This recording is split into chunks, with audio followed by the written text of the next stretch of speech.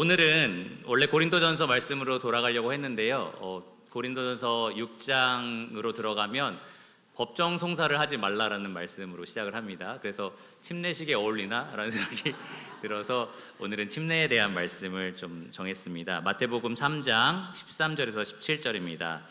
마태복음 3장 13절에서 17절 말씀입니다. 모든 의를 이루는 예수님의 세례에 대한 제목으로 말씀을 나누겠습니다.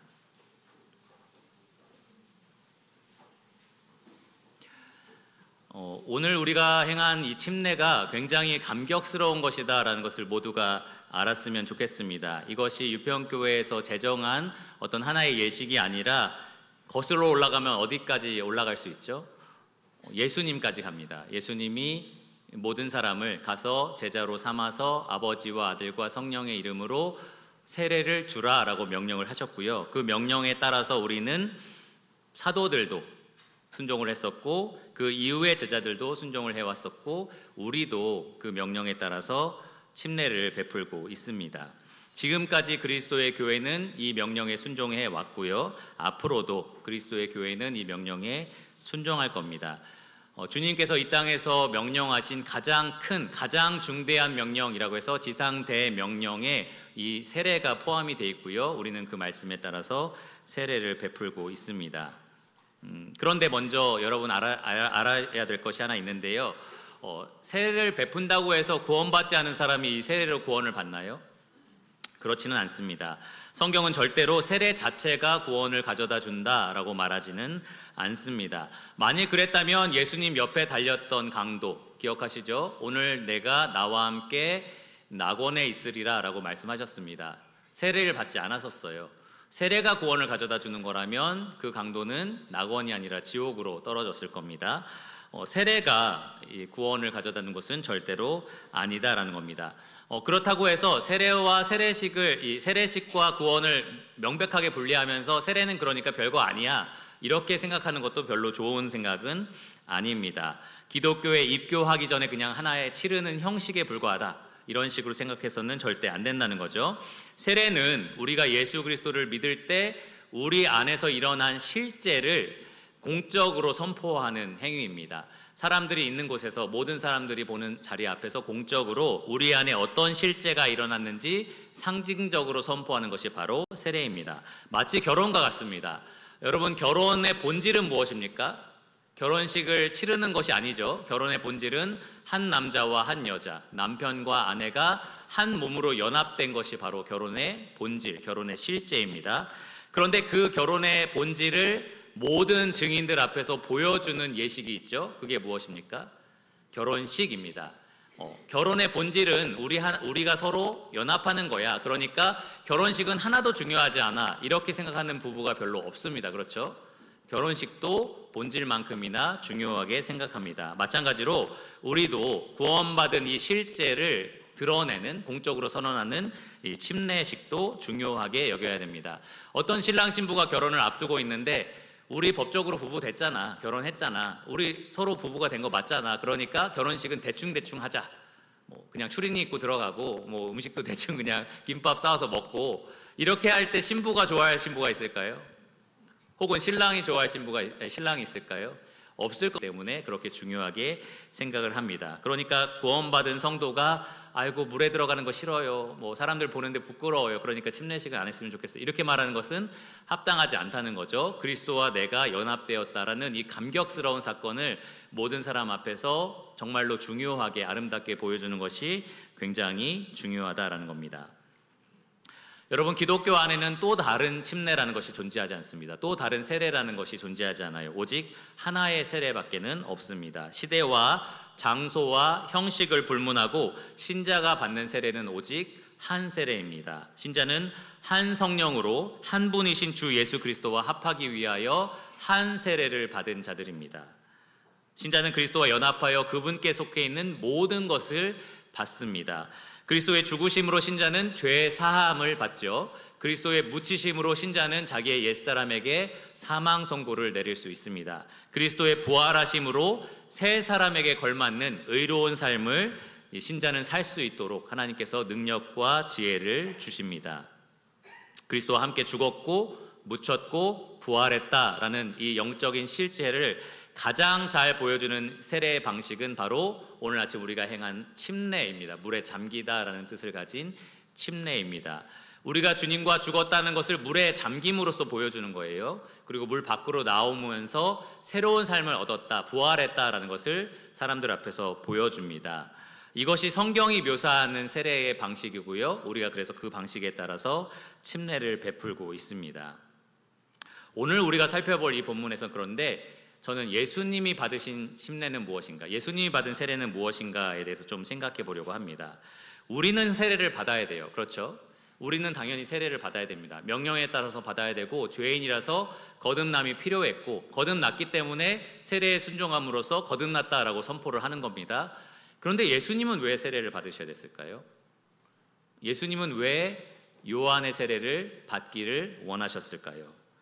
오늘 이 본문 말씀을 먼저 읽고 제가 그 질문에 대한 답을 좀 찾아보도록 하겠습니다. 마태복음 3장 13절부터 17절까지입니다. 찾으신 줄 알고 제가 읽겠습니다. 이때에 예수께서 갈릴리로부터 요단강에 이르러 요한에게 세례를 받으려 하시니 요한이 말려 이르되 내가 당신에게서 세례를 받아야 할 터인데 당신이 내게로 오시나이까.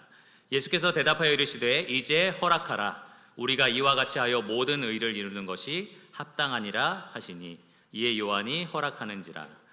예수께서 세례를 받으시고 곧 물에서 올라오실새 하늘이 열리고 하나님의 성령이 비둘기같이 내려 자기 위에 임하심을 보시더니 하늘로부터 소리가 있어 말씀하시되 이는 내 사랑하는 아들이요 내 기뻐하는 자라 하시니라.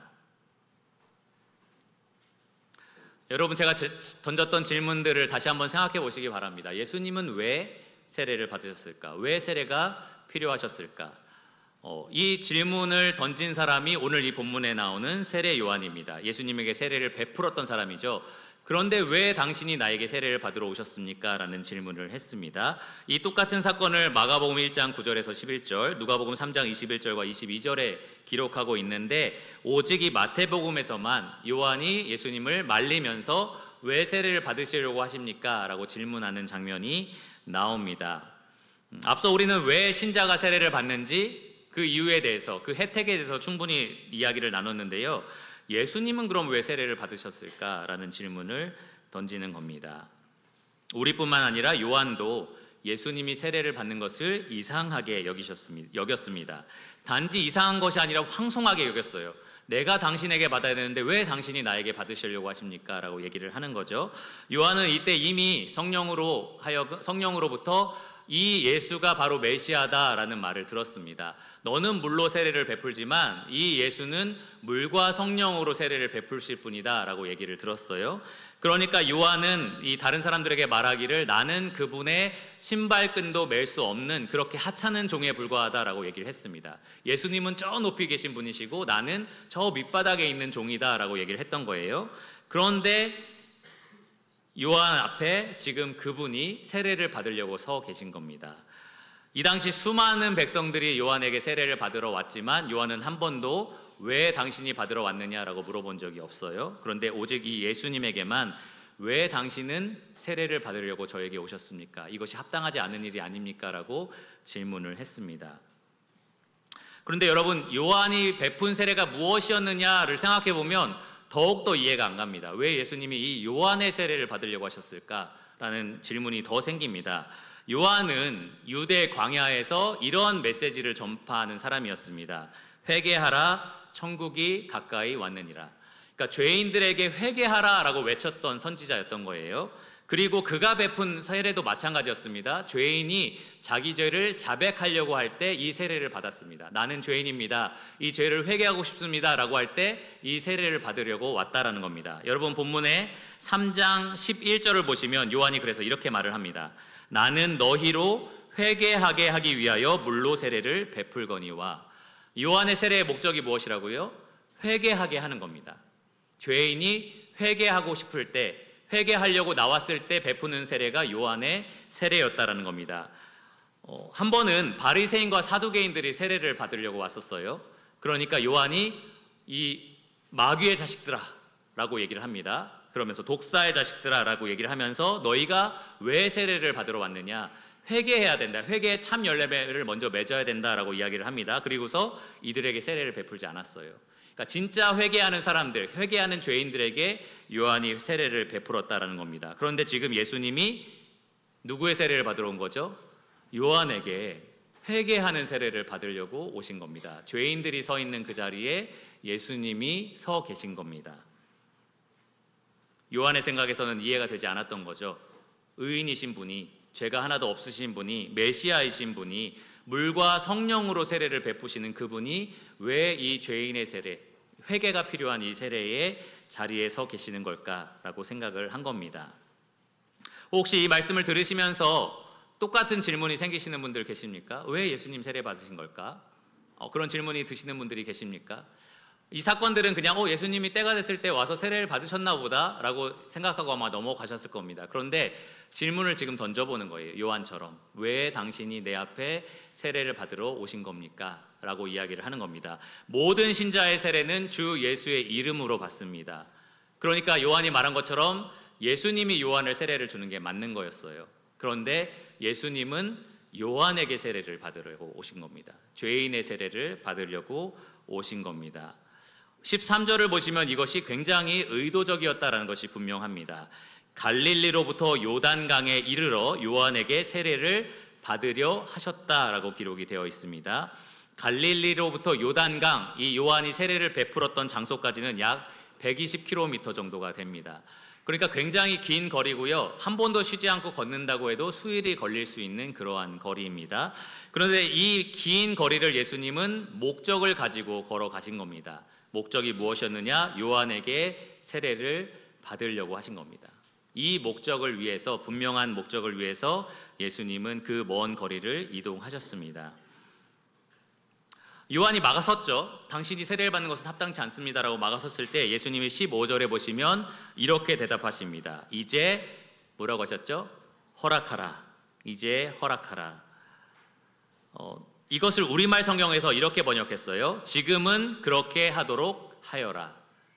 이후에 일어난 모든 신자의 세례는 주 예수의 이름으로 하는 세례이지만 지금 이 시점에서는 예수님이 세례를 받으셔야 한다라고 분명하게 말씀을 하신 겁니다. 지금은 그렇게 하도록 해야 한다라고 말씀을 하셨어요. 지금 이 시점에 예수님은 반드시 세례를 받기를 원하셨던 겁니다.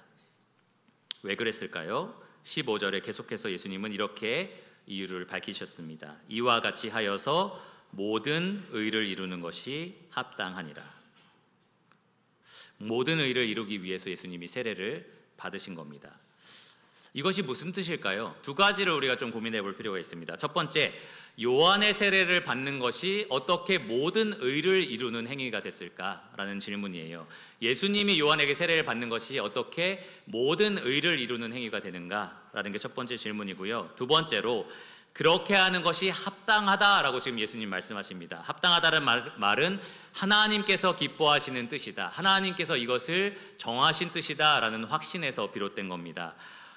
내가 너에게 세례를 받는 것이 합당하지 않게 여겨질지 모르지만 지금 내가 너에게 세례를 받는 것이 하나님 보시기에 합당한 뜻이다. 하나님이 기뻐하는 뜻이다라고 분명하게 확신을 하신 겁니다. 예수님은 어떻게 이런 확신을 가지셨을까요? 왜 이 세례를 받는 것이 정말 하나님 아버지의 뜻이라고 확신하셨을까요? 그리고 그 세례를 받는 것이 어떻게 아버지의 그 의를 이루는 것이라고 확신을 하신 걸까요? 마태는 특징이 하나 있습니다. 마태복음 처음부터 나타나는 특징인데요. 구약 성경을 가지고 이 예수님이 메시아다라는 것을 계속해서 입증합니다. 아브라함과 다윗의 자손 예수라 하면서 족보를 들이대고요. 그리고 언제 어디서 태어나셨다고 하면서 이것은 선지자의 무슨 말을 이루게 하기 위함이다. 이런 식으로 직접적으로 예수님이 구약에 예언된 메시아다라는 것을 증명합니다. 때로는 오늘 본문처럼 본문을 직접 가져오진 않지만 우리가 충분히 연상할 수 있는 구약 성경 말씀을 가지고 이분이 메시아다라는 것을 확증합니다. 오늘 사건에서도 우리는 두 가지 구약 성경 말씀을 연상할 수 있습니다. 바로 이사야 말씀, 우리가 너희 하나님을 보라 시리즈로 계속해서 살펴봤던 이사야 말씀을 통해서 살펴볼 수 있습니다. 먼저 이사야 53장 11절이에요. 앞에 아마 나올 겁니다. 이사야 53장 11절에서 하나님께서는 나의 종, 나의 의로운 종을 보내겠다라고 약속을 하셨습니다. 이것이 메시아에 대한 약속이었어요. 제가 한번 읽겠습니다. 나의 의로운 종이 자기 지식으로 많은 사람을 의롭게 하며 또 그들의 죄악을 친히 담당하리로다. 죄악을 어떻게 한다고 그랬죠? 친히 담당하리로다라고 말씀하셨습니다. 예수님은 아버지 하나님께서 보내신 의로운 종이 되셨습니다. 의로운 종으로서 이 땅에 오셨어요. 메시아였죠. 그리고 때가 되었을 때에 지금 그 모든 죄인들이 세례를 받았던 자리, 죄인의 세례를 받았던 그 자리에 그 죄인의 죄를 담당하기 위해서 서 계신 것이었습니다. 예수님이 이 세례를 받으신 것은 하나님의 복음에 나타난 그 의를 이루기 위해서, 그 모든 의를 이루기 위해서 첫 발을 떼신 겁니다. 이 죄인의 침례를 받으시고 그리고 마귀의 시험을 받으시고 그리고 3년 반 동안 모든 이방인들에게, 모든 사람들에게 지식으로 의로운 복음을 선포하시고 그리고 자기의 죽음과 부활로 그들에게 구원의 길을 내시는 일을 지금 처음 시작하신 겁니다. 이 세례를 받으심으로 의로운 종으로서 그 일을 하신 겁니다. 두 번째 말씀은 이사야 42장 1절입니다. 제가 또 읽겠습니다. 하나님은 내가 붙드는 나의 종에 대한 예언을 하셨습니다. 메시아에 대한 예언이에요. 내가 붙드는 나의 종, 내 마음에 기뻐하는 자, 곧 내가 택한 사람을 보라. 내가 나의 영을 그에게 주었은즉 그가 이방에 정의를 베풀리라. 예수님은 바로 하나님이 택하신 종이었고요. 하나님이 붙드는 하나님의 종이었고요. 그리고 하나님의 기뻐하는 자였습니다. 예수님이 세례를 받고 물 위에 올라오셨을 때에 본문 16절에 보시면 하늘이 열리고요. 그리고 하나님의 성령이 비둘기같이 예수님 위에 임하는 것을 보셨다라고 기록이 되어 있습니다. 하늘이 열리고 하늘로부터 내려왔다는 것은 하나님 아버지께서 보내셨다는 것을 보여주죠. 그리고 그 성령님께서 지금 누구 위에 임하셨다고요? 예수님 위에 임하셨습니다. 지금 이사야 말씀에 예언되어 있는 것처럼 내가 나의 영을 그에게 주었다라는 그 말씀이 성취되는 겁니다. 그리고 하늘에서 이런 음성이 들렸어요. 17절 말씀해 보시면 이는 내 사랑하는 아들이요 내 기뻐하는 자라. 이사야 42장 1절에 나와 있는 말씀 그대로입니다. 내가 붙든 나의 종, 내 기뻐하는 자. 예수님은 이 기뻐하는 아들과 사랑하는 종으로서 이방에게 구원의 길을 여는 일들을 하셨습니다. 그 첫 발걸음으로 오늘 이 죄인의 침례를 대신 받으신 겁니다. 그러니까 예수님은 왜 세례를 받으셨나요? 라고 질문했을 때 정리하면 이렇게 답할 수가 있습니다. 그분은 아버지의 기뻐하시는 뜻에 따라서 회개가 필요한 많은 사람을 대신하여 그 자리에 서신 겁니다. 그들의 죄악을 담당하기 위하여 그들처럼 되신 것입니다. 이것은 죄인을 의롭게 하시려는 아버지 하나님의 모든 의, 구원에 나타난, 복음에 나타난 그 모든 의를 이루기 위한 첫 걸음이었습니다. 예수님은 이후에 바로 마귀에게 시험을 받으셨으나 말씀으로 승리하셨고요. 공생애를 통해서 많은 지식으로 사람들에게 의를 선포하셨고 또 마침내 죄 없는 희생 제물로서 십자가에 달려 모든 믿는 자를 대신하여 돌아가셨습니다. 그들의 모든 죄값을 다 치르셨고요. 그리고 부활하셔서 자기를 믿는 자로 하여금 영생의 삶을 풍성하게 누리게 하셨습니다. 그 첫 발걸음이 바로 오늘 이 세례에 순종하신 사건이다라고 말씀을 드리는 겁니다. 그러니까 여러분, 주님이 만일 오늘 이 본문처럼 세례를 받지 않으셨다면 우리가 받는 모든 신자의 세례는 아무런 의미가 없습니다. 우리는 다만 젖은 죄인으로 물에 들어갔다가 아니죠. 마른 죄인으로 물에 들어갔다가 젖은 죄인으로 나오는 것 뿐입니다. 주님이 아버지의 뜻대로 세례에 순종하였기 때문에 성령을 받아서 구원의 길을 이루셨고요. 우리는 영원한 심판을 받지 않게 되었습니다. 주님이 세례에 순종하여서 아버지 하나님으로부터 너는 내 사랑하는 아들이요 내 기뻐하는 자다라는 음성을 들으셨기 때문에 우리도 세례에 순종할 때에 하나님 아버지로부터 너희는 내 사랑하는 아들, 딸이다. 너희는 내 기뻐하는 자들이다 라는 말을 들을 수 있게 되었습니다. 모든 신자의 세례가 그리스도와 연합하는 하나의 결혼을 보여주는 상징이라면 예수님의 세례는 그 결혼을 내가 이루겠다라고 하는 삼위일체 하나님의 프로포즈와 같은 것입니다. 여러분 혹시 프로포즈 받아보셨습니까? 프로포즈를 하지 않은 사람으로서 이것을 언급한다는 것이 굉장히 두려운 일인데요.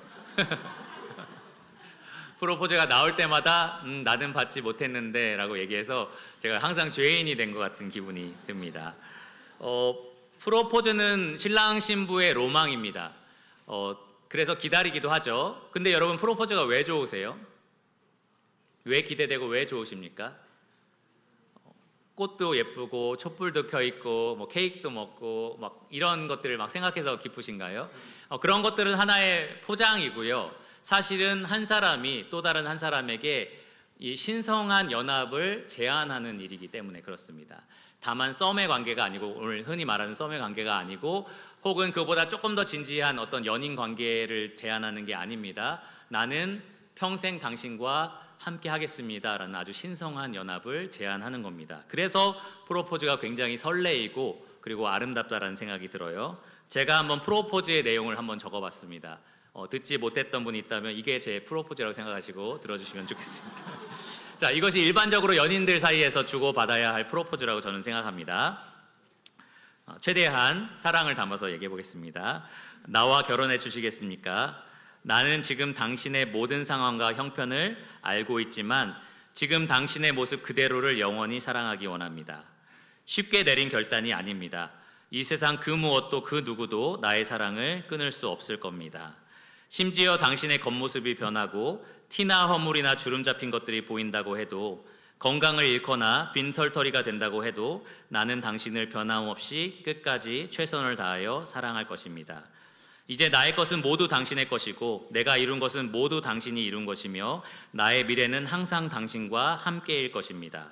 당신의 허물은 나의 허물이고 당신의 실수는 나의 실수이고 당신의 무거운 짐은 내가 짊어져야 될 나의 짐입니다. 나는 당신 안에, 당신은 내 안에, 우리는 언제나 한 몸일 것입니다. 로맨틱 하시나요? 이렇게 할 걸 그랬습니다.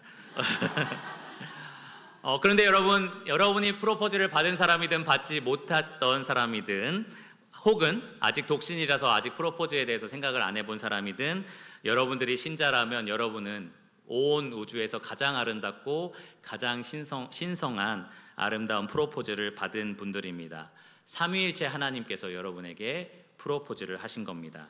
창세전에 여러분을 사랑하겠다라고 삼위일체 하나님께서 작정하셨습니다. 그리고 때가 찼을 때에 성자 하나님을 이 땅에 보내주셔서 육신을 입고 우리를 만나러 오셨습니다.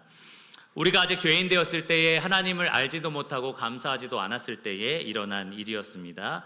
아들은 우리의 처지와 상황을 다 알았지만 그 아는 모든 것들을 가지고도 우리를 사랑하기로 결단을 하셨습니다. 우리 죄인의 자리에 대신 서기로 하셨고요. 우리의 허물과 짐을 자기의 허물과 짐으로 여기셨습니다. 그래서 우리의 자리에 서기 위해서 세례의 자리로 나오셨고요. 아버지 하나님은 그것을 기쁘게 여기셔서 나의 사랑하는 아들, 나의 기뻐하는 자야라고 인정을 해주셨습니다. 그리고 성령 하나님은 그때로부터 아들과 함께 하시면서 모든 우리를 사랑하는 일을 마치시는 그날까지 지혜와 능력을 더하셨습니다. 삼위일체 하나님이 우리에게 말씀을 하십니다. 변함없이 너희를 사랑하겠다. 하나님의 것이 우리의 것이 되게 하고 하나님이 이루신 것을 우리가 이룬 것처럼 보신다고 하십니다. 하나님이 계획하신 영원한 미래에는 언제나 택하신 자들이 함께 있습니다. 하나님 안에 우리가 있고요, 우리 안에 하나님이 있습니다. 언제나 그 친밀한 사랑의 관계 안에 거하겠다라고 약속을 하셨습니다. 신자는 이 놀라운 삼위일체 하나님의 프로포즈에 예라고 대답한 사람들이에요. 그래서 기쁨으로 성부와 성자와 성령의 이름으로 세례에 순종을 했습니다. 그런데 여러분, 가끔 제가 세례를 베풀 때에 세례를 주저하는 신자들이 있어요. 세례를 꼭 받아야 될까요? 조금 나중에 받을까요? 막 이렇게 주저하는 사람들이 있어요. 그래서 왜 그런가라고 질문을 해보면, 구원 받았는지 안 받았는지 잘 모르겠어요 라는 게 이유가 아니고요, 이렇게 대답을 좀 합니다. 모든 성도 앞에서 공적으로 세례를 받고 나면 정말 제대로 살아야 될 것 같아서 그래요. 여러분, 그러면 뭐라고 대답을 해야 될까요? 성도들 앞에서 내가 세례를 받고 나면은 뭔가 이제는 제대로 살아야 될 것 같아서 그래서 아직은 세례를 받고 싶지 않다, 아직은 좀 세례가 좀 주저하게 된다, 이렇게 이제 대답을 하는 거죠. 이것은 마치 결혼식 앞에 어떤 신랑과 신부가 쭈뼛쭈뼛대면서 안 들어가고 싶어 하는 거예요. 입장을 했는데 안 들어가고 싶어 하는 거죠. 그래서 왜 안 들어가고 계세요? 라고 하니까 이렇게 많은 사람들 앞에서 내가 입장을 하고 나면 저 신랑을 혹은 저 신부를 진짜 제대로 사랑해야 될 것 같아서 못 들어가겠습니다. 이제 이렇게 얘기하는 셈입니다. 그럴 때 여러분 뭐라고 조언해 주시겠어요? 그럴 때 그 신랑과 신부에게 여러분 뭐라고 조언해 주시겠습니까? 제가 한번 적어봤습니다. 그래, 맞아요. 이 길에 들어서면 물을 수가 없어요. 더 많이 수고하고 인내하고 양보해야 돼요. 그러니까 제대로 각오하고 들어가세요. 이게 첫 번째 조언이고요. 두 번째 조언입니다. 그렇게만 생각하실 게 아닙니다. 이 길에 들어서면 더 깊고 친밀하고 풍성한 사랑의 관계를 누리게 될 거예요. 당연히 양보하고 수고하고 인내해야 되지만 그렇게 할 수 있을 만큼 더 깊은 사랑을 느끼게 될 겁니다. 그러니까 두려워하지 말고 들어가세요 라고 얘기를 하는 거예요. 여러분 뭐라고 조언해 주는 게 지혜롭습니까? 후자죠. 그리고 그것이 우리가 그리스도 안으로 들어올 때 가졌던 마음이기도 합니다. 우리는 지금 맨날 잘못하고 실수하고 왜 이렇게 용서할 게 많은 남편, 이런 남편과 연합하는 거에 대해서 얘기하고 있는 게 아니고요. 거룩하고 자비롭고 은혜와 긍휼이 무궁하신 예수 그리스도와 연합하는 거에 대해서 지금 이야기하고 있습니다. 인자하심이 영원하신 분, 변함없는 사랑으로 나를 항상 용납하고 용서하시는 그 예수 그리스도와 영원히 연합하는 거에 대해서 이야기하고 있습니다. 그러니까 그분과 연합하는 것, 그분에게 침례로 순종하는 것은 정말로 아름답고 사랑스럽고 좋은 것입니다. 그분을 위한 수고, 그분을 위해서 내가 버려야 할 것을 계산하기 전에 먼저 그분과 함께 누리게 될 기쁨과 영원한 즐거움을 여러분 풍성하게 생각하시고 또 누리시기를 바랍니다. 이미 구원받아서 시간이 꽤 흐르신 분들은 아마 그러실 거예요. 오늘 막 침례받은 분들이 주님을 위해서 살겠습니다, 막 주님이 전부입니다, 막 이런 얘기를 하면은 여러분들도 주변에 있으면서 그래 한번 해봐, 힘들 거야. 주님만 섬기기에는 좀 힘든 일이 많을걸, 어려운 일들 정말 많을걸, 이런 생각들을 아마 하실 겁니다. 실제로 그래요. 실제로 겪다 보면은 주님을 위해서 버려야 될 것, 포기해야 될 것, 특별히 내 자신을 내려놓아야 될 부분들이 너무나 많습니다.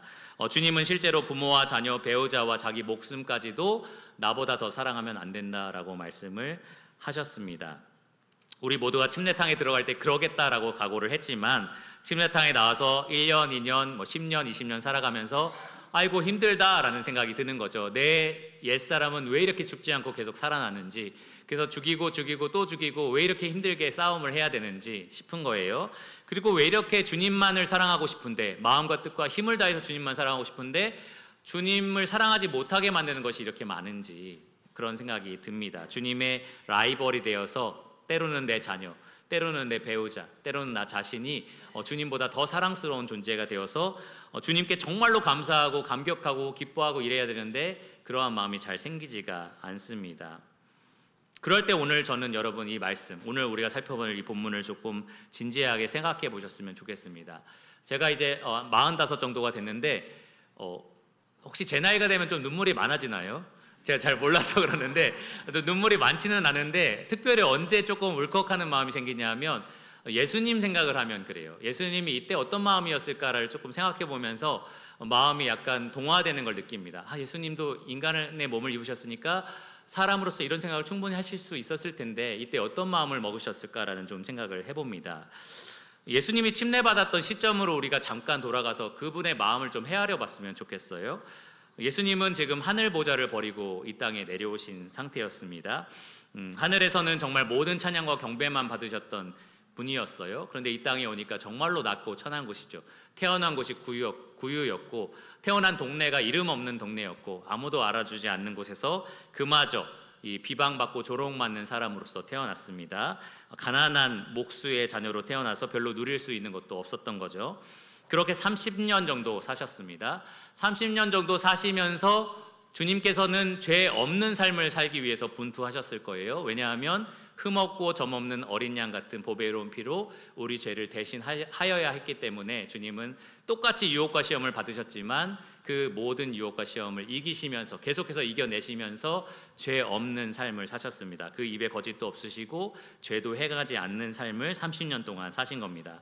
그리고 때가 되었을 때 오늘 이 본문을 생각해 보시면 갈릴리에서 이제 내가 출발해야겠다는 생각을 하신 거죠. 아버지 뜻대로 내가 저 요단강 세례 요한이 침례를 주는 곳으로 가야겠구나 라는 생각을 하신 겁니다. 수일을 걸려서 걸어가셨을 거예요. 뭐 다른 것들을 이동하셨을 수도 있지만 걸어가면서 예수님은 어떤 생각을 가지셨을까라는 생각을 좀 해봤습니다. 어떤 생각을 품으셨을까요? 아이고 뭐 가야지 뭐 이제 해야 되는데 약간 이런 생각은 절대 안 하셨을 겁니다. 아버지의 뜻대로 내가 기쁨으로 이 길을 가겠습니다라는 결단으로 아마 그 걸음을 떼셨을 겁니다. 사랑하는 아버지, 아버지의 뜻대로 제가 이 걸음을 걷겠습니다라는 생각을 하셨을 겁니다. 저 죄인의 자리에 제가 서겠습니다. 저 죄인이 받는 침례를 제가 대신 받겠습니다. 그리고 그 침례를 시작으로 시작되는 이 공생의 사역 동안 제가 충성스럽게 아버지의 말씀을 선포하고 아버지의 뜻대로 사람들에게 은혜를 베풀고 저 이방인 지역까지 아버지의 복음을 선포하겠습니다. 그리고 때가 되면 내가 아버지의 준비된 그 쓴 잔을 마시겠습니다. 그 쓴 잔을 마시고 부활하여서 아버지의 영광을 드높이고 이 불쌍한 저 감독과 목자 없는 어린 양 같은 저 불쌍한 영혼들을 다 아버지께로 제가 인도하겠습니다라는 각오를 가지고 한 걸음 한 걸음 요단강까지 나와오셨을 겁니다. 바로 그러한 열정으로, 바로 그러한 사랑으로 주님은 이 침례를 받으신 겁니다. 그리고 우리는 이 예수님의 침례가 있었기 때문에 지금 기쁨과 감격으로 주 예수의 이름으로 세례에 순종하고 있습니다. 그러니까 여러분, 이 주님에 대한 사랑이 식어질 때에 내가 가지고 있는 환경과 또 내가 짊어지고 있는 인생의 무게 때문에 주님이 정말 나와 함께 하시는가? 주님이 정말 나를 인도하고 계시는가? 주님이 정말 이 가운데 뜻을 품고 계시는가라고 의심스러울 때에 이 걸음걸음 걸어가시면서 우리 죄인의 자리를 담당하기를 기뻐하셨던 이 예수 그리스도를 생각하시기를 바랍니다. 깊이 묵상해 보시기를 바랍니다. 주님은 진실로 우리를 사랑하셨습니다. 죽기까지 사랑하셨습니다. 우리가 그분을 사랑하는 이유는 그가 먼저 우리를 사랑하셨기 때문입니다. 나이가 들수록 아까 눈물이 많아진다고 하는데 그리스도의 사랑에 대해서 예전에는 좀 이론적으로 책에서 읽은 것 때문에 알고 있었다면 조금씩 그것이 또 체감되는 것을 느낍니다. 아, 정말 이러셨겠구나. 정말 이렇게 우리를 사랑하신 거구나라는 생각이 드는 거죠. 여러분이 자란 배경 환경에서 혹은 지금 겪고 있는 가정 환경에서 나는 참 사랑을 받지 못했어 라고 느끼시는 분들이 있을지 모릅니다. 그런데 여러분은 온 우주의 창조자이자 주관자이신 삼위일체 하나님의 사랑을 받고 계십니다. 그분의 사랑에 프로포즈를 받으셨고요. 또 그 사랑에 예스라고 대답하신 후에는 풍성하게 지금 누리고 계시는 겁니다. 문제는 환경이 아니고요. 문제는 사람이 아니고요. 문제는 나 자신도 아닙니다. 그 풍성한 사랑을 내가 지금 보지 못하는 멀어버린 눈에 문제가 있습니다. 굳어버린 마음에 문제가 있습니다. 성령 하나님께 구해서요, 여러분 마음을 활짝 열게 해달라라고 간구하시기를 바랍니다. 정말 바다처럼 풍성한 그 하나님의 사랑이 여러분의 작고 작은 그 마음을 정말 차고 넘치도록 채울 수가 있습니다. 하나님, 그 사랑을 제가 알게 해주시고 보게 해주세요라고 간절히 구하시기를 바랍니다. 그러면 여러분, 지금 겪고 있는 그 모든 일들 가운데 이 사랑의 주님을 발견하실 수 있을 겁니다. 그것을 넉넉히 이길 수 있는 힘이 여러분 안에 주어질 겁니다. 여러분 한번 생각해 보세요. 하나님이 여러분을 너희는 나의 사랑하는 아들, 딸이야. 너희는 나의 기뻐하는 자야 라고 부르신다는 겁니다. 정말 어떻게 하면 우리가 이런 특권을 얻을 수가 있죠? 어떤 노력을 하면, 우리가 얼마나 많은 제사를 드리면 이런 것들을 얻을 수가 있죠? 아무것도 그런 걸 얻을 수가 없습니다. 오직 그 아들 예수 그리스도께서 우리 자리를 대신하셨기 때문에 우리에게 일어난 은혜로운 일들, 정말로 풍성하게 사랑스러운 일들입니다. 여러분, 이 사랑을 풍성하게 누리면서 아버지 하나님께 감사와 찬양을 드리는 삶을 사시기를 바랍니다. 예수님은 세례를 받으심으로 하나님의 복음에 나타난 그 의, 우리를 위한 그 모든 의를 이루셨습니다. 우리는 세례에 순종함으로 값없이 그 의를 받습니다. 그 자비를 받습니다. 그러면 이제 그분을 위해서 힘있게 살아갈 차례입니다. 하나님의 정말 사랑받는 자녀처럼, 사랑받는 아들, 딸처럼, 기뻐하는 자처럼 그렇게 힘있게 살아가시기를 바랍니다. 때로는 그리스도인인데 주변에 있는 그리스도인들이 우울해 보일 때가 있어요. 안 믿는 사람보다 훨씬 더 우울해 보이고 훨씬 더 아무런 소망이 없어 보이고. 그런데 그러면 안 됩니다. 여러분 정말 소망이 있으시잖아요. 여러분을 이렇게 지극히 사랑하는 분이 여러분 옆에 계시잖아요. 그러면 정말 사랑받는 자답게 사시기를 바랍니다. 정말 소망이 있는 자처럼, 산 소망이 있는 자처럼 그렇게 살아가시기를 바랍니다. 우리를 위해서 세례를 받으신 예수 그리스도께서 정말 우리의 유일한, 우리의 마음과 뜻과 힘을 다해서 사랑하는 그 대상이 되어주시기를 간절히 바랍니다. 기도하고 오늘 말씀을 마치겠습니다.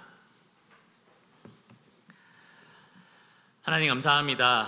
주님께서 왜 이 땅에 오셔서 세례를 받으셨는지 오늘 이 말씀을 통해서 우리에게 밝히 보여주심에 감사를 드립니다. 주님께서는 우리와 똑같은 육신의 몸을 입고 여러 가지 시험과 유혹을 당하셨지만 그 모든 것을 우리를 위하여 참으시고 또 참으셨습니다. 주님은 우리의 자리, 그 죄인의 자리에 서기를 기뻐하셨습니다. 그것이 아버지의 뜻인 것을 확신하시고 우리를 대신하여 죽기까지 아버지의 뜻에 순종하심으로 우리를 사랑하여 주셨습니다. 하나님, 우리는 참으로 사랑받은 자들입니다. 우리는 영원히 사랑받기로 작정된 자들입니다. 하나님, 그 풍성한 사랑을 받은 자들로서 힘있게 살아갈 수 있도록 계속해서 은혜로 우리의 눈을 밝히 떠서 하나님이 우리를 얼마나 사랑하시는지, 하나님이 얼마나 전능하시고 또 은혜로운 손길로 우리를 붙들고 계시는지 우리가 보게 하여 주시고 또 믿게 하여 주시기를 간절히 구합니다. 그리하여서 우리 주변에 있는 모든 사람들이 우리를 보고 하나님 앞으로 그 구원의 길로 나올 수 있도록 하나님 역사해 주시기를 간절히 구합니다. 모든 것을 예수 그리스도 이름으로 감사하며 기도드렸습니다. 아멘.